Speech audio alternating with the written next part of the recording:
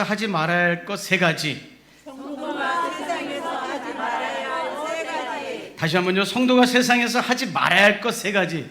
성도가 세상에서 하지 말아야 할 세 가지. 예, 제가 이제부터 세상이라고 말하는 건요. 세상은 어떤 거냐면 고린도전서 1장 21절에 나오는 그런 세상을 얘기합니다. 제가 읽어볼게요. 지금부터 제가 세상 하면 이걸 얘기하는 거예요. 이 세상은 그 지혜로 하나님을 알지 못하였습니다. 하나님을 정확히 모르고요. 때로는 없다고 말하고요. 죄 가운데서 멸망당하고 있는 상태, 이것을 세상이라고 저는 얘기할 겁니다. 자, 이해가 되십니까? 네, 세상. 그러므로 세상에서 성도는 어떻게 하지, 무엇을 세 가지 하지 말아야 될 것인가? 이거는요, 다윗의 삶을 통해서 살펴보려고 해요. 다윗의 삶. 다윗은요, 도망자였어요. 사울이라는 왕이 다윗을 쫓아다니면서 죽이려고 하는 거예요.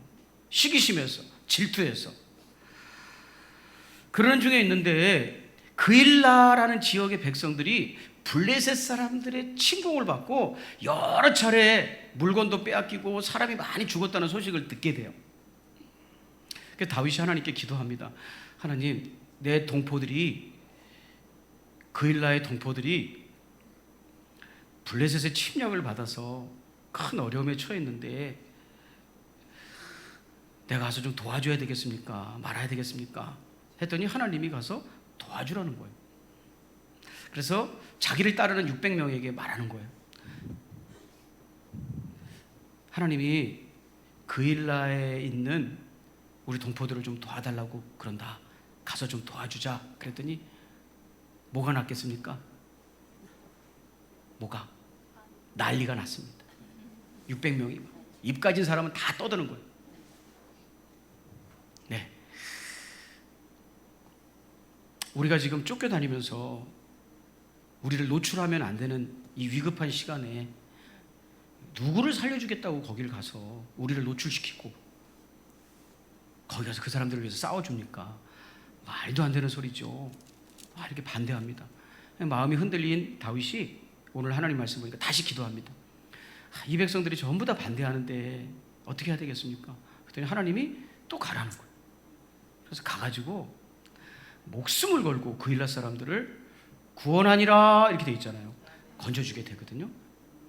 근데 그 소식을 그일라의 어떤 사람이 사울에게, 다윗을 쫓고 있는 사울에게 가서 얘기해 준 거예요. 이만저만해서 다윗이 지금 그일라에 와 있다. 그랬더니 다윗이, 사울이 이거 제대로 걸렸다. 도망갈 곳도 없는 그 성에 있으니까 가서 포위해서 죽이면 되겠다고 쫓아온다는 거예요. 그래서 다윗도 그 소식을 듣고, 하나님, 이거 다 사울이 나를 죽이러 지금 포위하러 온다는데 이 그일라 백성들이 나를 저 사람에게 넘겨주겠습니까? 안 넘겨주겠습니까? 물었더니 하나님께 이런 응답이 오는 거예요. 이 그일라 백성들이 너를 넘겨줄 것이다.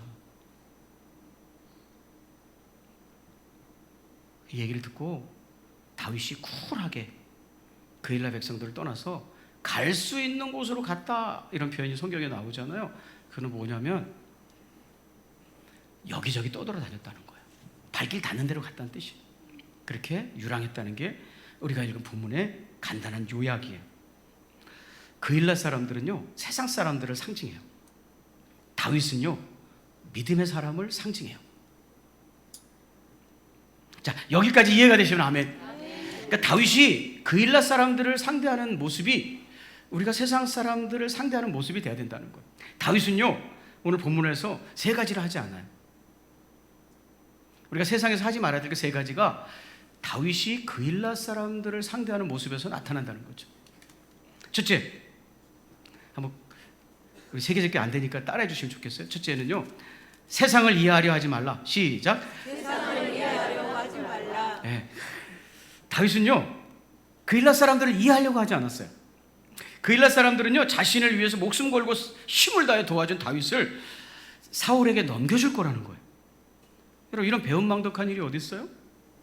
근데 다윗은 막 분노하고 약올라하고 억울해하지 아니하고 쿨하게 그 자리를 떠나요. 왜? 세상은 그렇게 이해할 수 없는 일들로 꽉 차 있기 때문에 그래요. 세상의 특징은요, 이해할 수 없는 일들이 계속해서 일어난다는 거. 그래서 어떤 사람은 맨날 이렇게 얘기하고 있더라고요. 도대체 이해가 안 가네. 네. 여러분, 세상을 이해하려고 하면요, 여러분 미치는 거예요. 예를 들면 이런 거예요. 내가 시험 보러 들어갔는데 시험 문제지 하나도 이해가 안 되는 거예요. 말도 못 알아먹겠고. 그러면 여러분 그 문제를 풀 때 얼마나 머리 아프겠어요. 근데 그걸 평생 풀어야 된다고 생각해 보세요. 그런 시험을. 그렇지, 세상은 도무지 알 수 없는 일들이 계속해서 일어나는데 그걸 이해하려고 그러면 머리가 터지는 거예요. 여러분 예를 들어볼게요. 이거 한번 이 사진 좀 보실래요? 이렇게 이해가 되십니까, 여러분? 이 엄마인데 54년 만에 나타나가지고 아들의 사망보험금을 타가겠다는 거예요. 아들의 사망보험금. 나는 꼭 타먹어야지. 나도 자식들한테 할 만큼 했어요. 그래서 생모가 나타난 거예요. 이해가 되나요? 예.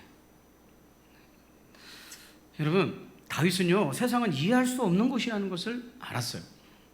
그래서 이해하려고 하지 않았어요. 그냥 그런가 보다 하고 그 자리를 떠났어요.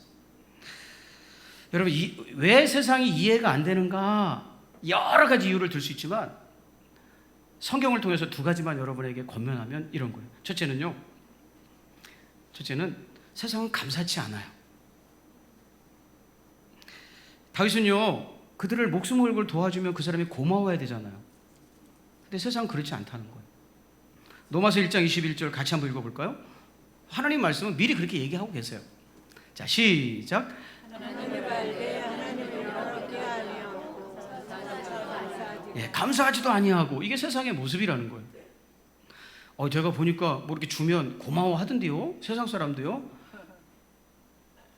예, 잠깐은 고마워하거든요. 잠깐은. 근데 그걸 계속 해줘 보세요. 계속.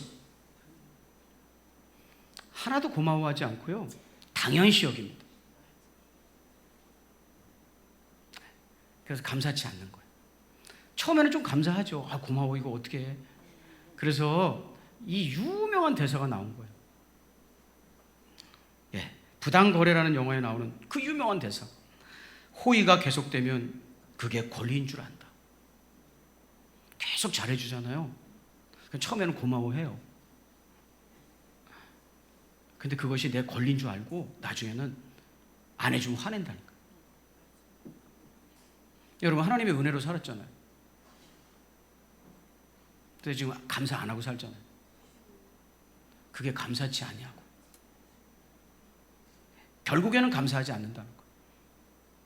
두 번째는요, 왜 세상을 이해하려고 하나? 여러분, 그 사람들은 감사 안 할 거라는 거예요. 두 번째는요, 잘못 알고 있어요. 이 세상은 어둠인데 어둠은 뭔가를 거꾸로 알고 있고 잘못 알고 있어요.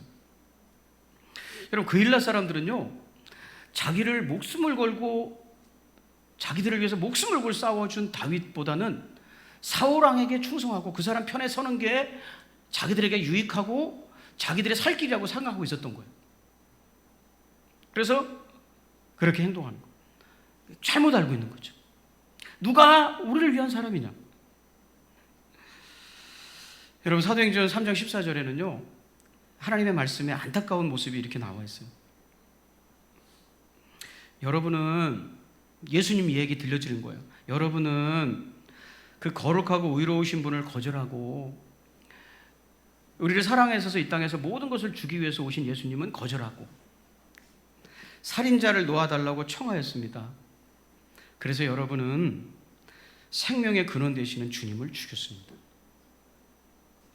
여러분, 세상에 가지고 있잖아요, 이렇게 사람들이 사는 걸 이렇게 보면 정말 자기를 위해주는 사람은 못 알아보고 자기를 이용해 먹는 사람하고 친구가 되어가지고 막 그렇게 사는 것을 보면서 저는 하나님 말씀을 통해서 세상은 이해하려고 하면 안 되는구나, 저렇게 이해가 안 되는 행동들을 끊임없이 반복하는 것이 세상이구나를 알고,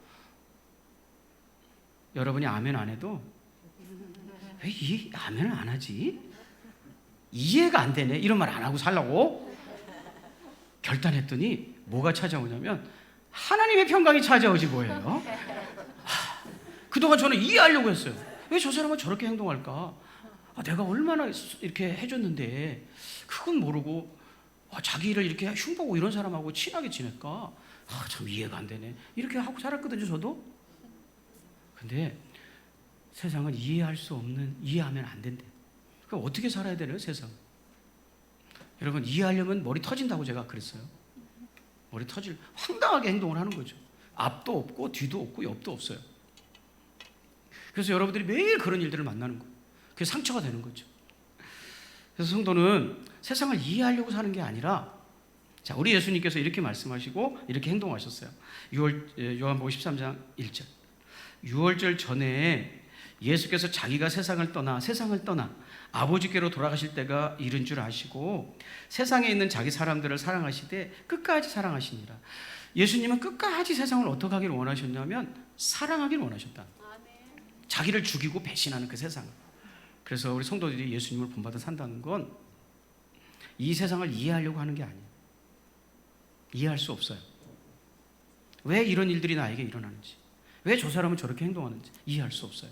다만 하나님께서는 이 세상을 포기하지 말고 예수님께 받은 그 사랑을 끊임없이 흘려내려 보내주라고 말씀하고 있는 거예요. 우리는 사랑하고 살 뿐이에요. 할렐루야. 그러므로 이해하려고 하지 않고 사랑하려고 하는 거예요. 왜? 우리는 이런 희망을 가지고 있기 때문에 그렇습니다. 어둠은 어둠을 몰아낼 수 없다. 오직 빛만이 그 일을 할 수 있다. 미움은 미움을 쫓아낼 수 없다. 오직 사랑만이 그 일을 할 수 있다. 우리가 끊임없이 다 해보세요. 끊임없이 이해할 수 없는 행동을 하는 그 일할 사람들을 문제 삼지 않고 그냥 떠나는 거죠. 용서하는 거죠. 두 번째, 우리가 세상에서 하지 말아야 될 것 두 번째, 세상에 소망을 두지 말게. 한번 따라해 볼까요? 세상에 소망을 두지 말라. 여러분, 그 일날 사람들을 위해서 자기의 모든 것을 던져서 싸워줬어요. 그래서 전리품도 얻고 숨을 좀 돌릴 수 있게 됐어요. 하나님의 은혜로 승리한 거죠. 그런데 그 숨을 돌릴 틈도 없이 어떤 사람이, 이런 배은망덕이 어디 있겠습니까만은, 어떤 사람이 고발을 해가지고 사울왕이 출동을 한 거예요. 병사들을 끌고. 이게 있던 거 다 놓고 가야 돼요. 그 사람들에게 다 주고 가는 거예요. 여러분, 옛날 고대 전쟁은 전쟁에서 승리했다 하는 것은 노또를 맞은 거예요. 엄청난 전리품이 생기는 거예요. 그래서 부자가 되는 거예요. 다른 방법은 없어요. 그래서 그 전쟁의 승리할 전리품 이런 거 다 놓고 떠나야 됐어요. 근데 기분 나빠하거나 세상에 사람들이 어째 이럴 수가 있습니까? 이러지 않아요. 다윗은 그냥 떠나는 거예요. 왜? 세상에 소망을 두지 않기 때문에 그래요. 소망이라는 게 뭐예요? 기대하는 거예요. 기대하는 거. 내가 이렇게 행동하면 저 사람은 이렇게 하겠지? 이게 기대가 소망이에요. 내가 이렇게 하면 이제 앞으로 이렇게 되겠지? 이게 소망이에요. 소망. 기대하는 거예요. 기대. 제가 우리 성도님들을 진심으로 이렇게 아껴주면 성도님들도 그걸 알아주겠지? 이렇게 기대하는 거. 근데 세상은 그렇게 호락호락하게 반응하지 않는다는 거예요. 만약에 이제 다윗이 그 일날 사람들에게 소망을 뒀다면 이런 거죠. 내가 정말 감동적으로 행동하잖아. 이거 봐봐. 내가 지금 사울왕이 막 어디 있든지 쫓아 죽이려고 해서 막 숨어 있는데, 노출시키지 않고 숨어 있는데, 내가 나를 드러내가지고 이 사람들을 위해서 목숨 걸고 싸워줬으니 이 사람들이 막 눈물을 흘리면서 감동할 거야. 당신 같은 사람 처음 봤다. 우리 시대가 살만한 이유는 당신 같은 사람이 있어서 그럴 것이다. 이제 그런 거 이런 걸 기대하는 거죠. 근데 전혀 그렇지 않다는 거예요. 네. 만약에 다윗이 그런 소망을 가졌다면, 기대를 했다면 얼마나 억울하고 속상한 일이겠어요? 그런데 다윗은 세상에 소망을 두지 않았어요. 그런 사람들에게 기대하지 않았어요. 여러분, 세상에 소망을 두지 말아야 될 두 가지 이유가 뭐냐면, 첫째는 세상의 것은 다 부질없고 헛된 것이기 때문에 그래요. 세상에 있는 모든 것을 가져봤던 솔로몬 왕이 이렇게 고백했어요. 전도자가 말한다. 헛되고 헛되다. 헛되고 헛되다. 모든 것이 헛되다. 사람이 세상에서 아무리 수고한들 무슨 보람이 있는가? 내가 세상에서 이렇게 열심히 살면 이런 것이 돌아올 거야. 나에게 이런 기대를 하고 살면 그게 헛것이라는 걸 알게 될 거라는 거. 아무것도 남아있지 않을 거라는 거. 디모데전서 6장 7절은요 충격적인 말씀이 기록되어 있어요. 우리가 아무것도 세상에 가지고 오지 않았으므로 아무것도 가지고 떠나갈 수 없습니다. 네. 여러분이 돈을 위해서, 명예를 위해서 에너지를 쏟고 얼굴에 주름이 생길 때까지, 내가 더 이상 건강이 안 좋아서 이렇게 될 때까지 수고했는데 그거는 하나님 앞에 다 가져가는 것이 아니라는 거예요. 아무것도 아니라는 거예요. 뭔가 남아있겠지 하고 기대하면 안 된다는 거예요. 세상의 것은 다 헛되다는 거예요. 두 번째, 왜 세상에다 소망을 두고 살면 안 되는가? 세상은 배신하기 때문에 그래요. 아무것도 가지고 갈 수 없을 뿐만 아니라 배신한다는 거예요. 디모데후서 3장 4절. 배신하며 조급하며 자만하며 쾌락 사랑하기를 하나님 사랑하는 것보다 더하며. 네.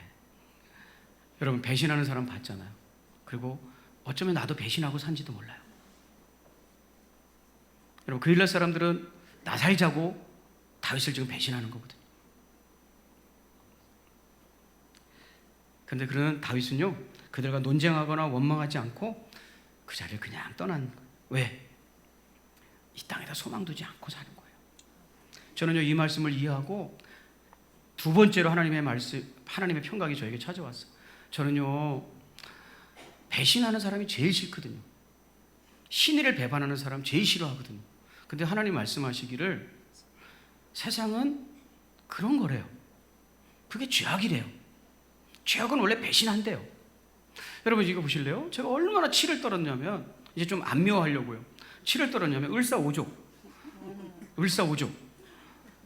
이 을사오족은 누구냐면 우리나라의 국권을 일본에게 넘겨준 일본 친일파라고 그러면 안 돼요. 일본 부역자 5명을 얘기해요. 5하고 띄어쓰기 하고 명 써야 되겠죠? 죄송해요. 아무튼요. 예, 저렇게 써야지 이제 맞춤법에 맞는 거지. 죄송해요. 웃자고 하는 소리고요. 이 을사오적 5명 중에서 나라를 배신한 인생들이잖아요. 배신한 중에서 이근택이라는 사람이 있어요. 이근택, 그리고 나무 위키에서 제가 불러왔어요. 이근택이라고 하는 사람은 참 54살 살다가 죽었어요. 만으로 53살. 53살 되신 분들 좀 들으시라요. 이거 살려고 나라를 팔아먹었어요. 그런데 이 사람이 어떤 사람이냐? 전주이 씨예요. 예, 거기 보면 제가 이걸 불러온 거예요. 그래서 본관이 전주이 씨 경명군파예요. 경명군은 누구냐면 성종의 9째 아들이에요. 왕족이에요. 이 조선이 이게 이 씨들이 이 주권을 가지고 있는 나라잖아요. 그 나라를 배신해 자기가. 이런 배은망덕이 어디 있어요? 또 을사오족 중에 이지용이라는 사람이 있어요. 놈이라고 하고 싶은데 이 사람도 57세까지 살았어요. 만 57세. 제가 57세 넘었거든요. 근데 이 이지용이라는 사람은, 당시 이지용이라는 사람은 어떤 사람이었냐면 고종의 아버지인 흥선대원군의 형, 흥인군의 손자예요. 그러니까 고종의 조카뻘 되는 인물이에요.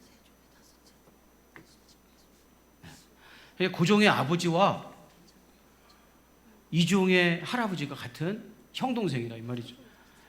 이 사람은 누구의 후손이냐면 세종의 5째 아들인 광평대군의 17대 후손이에요. 이 사람들이 나라를 팔아먹었어요. 전주이식. 배신자들이죠. 신의를 배신하고. 그래서 내가 을사오족은 정말 미워했는데 하나님의 말씀을 통해서 미워하지 않기로 했어요. 왜? 세상은요 그런 거래요. 그래서 소화가 안 돼가지고 맨날 이렇게 걸쳐 있었는데, 뭔가 이렇게 걸쳐 있었는데, 세상은 소망을 두는 것이 아니구나. 기대하는 것. 야, 너희들이 이 조선이란 나라에서 혜택을 받은 왕족이라면 책임도 져야 되지 않냐? 노블리스 오블리제 이런 것도 모르냐? 그런데 세상은 그렇지 않다는 거예요. 그래서 소망은 어디다 두는 거냐면 하나님께 두는 거예요. 하늘 소망이라고 그래요. 네. 여기서 뭔가 있을 거라고 생각하고 거기다 계속 투자하고 있는 것은 어리석은 행동이라는 거예요. 네. 하나님께 소망을 두라. 성경은 이렇게 얘기합니다. 여러분, 소망을 하나님께 두시기를 주의 이름으로 축복합니다. 상처받지 마세요. 여러분, 하늘에 소망을 둔 사람은 어떻게 살아가냐면요, 요한일서 2장 17절이에요. 이 세상도 그 정욕도 지나가되 오직 하나님의 뜻을 행하는 자는 영원히 거하느니라. 네. 내가 세상에 소망을 뒀다는 건, 하나님께 소망을, 하늘에 소망을 뒀다는 건 오늘도 이 시대를 살아갈 때 하나님의 뜻이 무엇인지를 알고 그 뜻을 붙잡는 거예요. 그게 하늘에 소망을 두는 거예요. 여러분, 하나님의 약속을 붙잡으시기를 주의 이름으로 축복합니다. 끝까지 기도하는 사람을 하나님 쓰신다. 이 약속 붙잡고 하나님의 약속을 붙드는 거죠. 세 번째, 우리가 이 세상을 살아가면서 하나님의 백성들이 세상에서 하지 말아야 될 건, 마지막 세 번째는 세상에 해주는 말 듣지 않게. 여러분, 한번 마지막으로 따라하고 말씀을 정리해 볼까요? 세상에 해주는 말 듣지 말기. 세상에 해주는 말 듣지 말라. 네, 듣지 말라. 다윗은 이 황당한 상황 속에서 사람들과 왈가왈부하지 않습니다. 누가 옳은지에 대해서 싸움하거나 토론하지 않습니다. 다만 하나님의 뜻을 구할 뿐입니다. 그래서 죄악된 세상에서 이런 자세를 가졌기 때문에 노란하지 않고 이런 배신의 세상 속에서도 자신을 믿음의 사람으로 지킬 수 있었어요. 예, 세상 사람들의 말에 내 운명을 거는 사람, 세상의 소문에 내 운명을 거는 사람, 어떤 사건에 내 운명을 거는 사람이 되지 말라는 게 세상의 말에 기울이지 말라는 거예요. 여러분, 내가 세상의 말에 귀를 기울였다는 두 가지 증거가 있어요. 내가 하나님 말씀을 붙잡지 않고 세상의 말을 붙잡고 살고 있구나를 점검해보는 두 가지가 있어요. 첫째는 두려움이에요. 두려움. 뭔가 근심, 염려가 늘 마음속에 자리 잡고 있으면 나는 세상이 해주는 얘기를 듣고 들었기 때문이에요. 하나님의 약속이 아니라 세상이 해주는 얘기, 내가 만난 사건이 나에게 해준 얘기, 어떤 사람이 나에게 들려준 얘기. 여러분, 이 얘기 때문에 목숨을 끊는 사람도 있잖아요. 연예인 중에서. 다윗도 그랬어요. 아기스의 신하들이 아기스에게 말하되 이는 그 땅의 왕 다윗이 아니니까 무리가 춤추며 이 사람의 일을 노래하며 이르되 사울이 죽인 자는 천천히요 다윗이 죽인 자는 만만이로다 하지 아니하였나이까 한지라. 다윗이 이 말을, 세상 사람들이 저 다윗이 저거 나쁜 사람이라고 막 얘기하는 거예요. 우리의 적이라고. 이 얘기를 그의 말에 두고 그러고 나니까 어떤 일이 찾아왔냐면 가드왕 아기스를 심히 두려워하였다.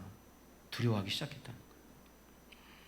여러분, 뭔가 근심과 염려가 떠나지 않으면 나는 하나님의 말씀보다는 세상의 말을 기울이고 있는 증거예요. 두 번째는 욕심과 자랑이에요. 내가 세상의 말을 기울이면 이런 사람이 돼요. 이런 세상에 있는 모든 것이 육신의 정욕과 안목의 정욕과 이생의 자랑이니 다 아버지께로부터 온 것이 아니요 세상으로부터 온 것이다. 세상에서부터 온 것을 들으면 욕심과 자랑을 위해서 사는 인생이 된다는 거예요. 나는 오늘도 왜 하루 일을 일어나는가? 내가 생각하기에 부족하다고 생각하는 걸 채우기 위해서.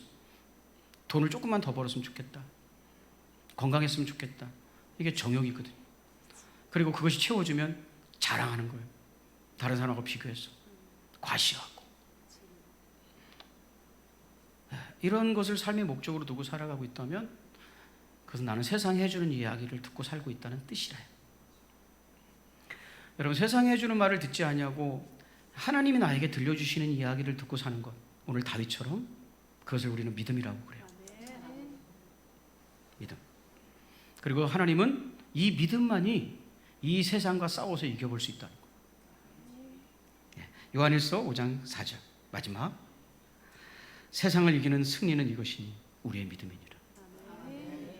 그러니까 다윗은 세상 사람들을 대하는 태도를 통해서 본 다윗의 모습은 어떤 모습으로 사냐면 소망을 하늘에 뒀다는 건 소망.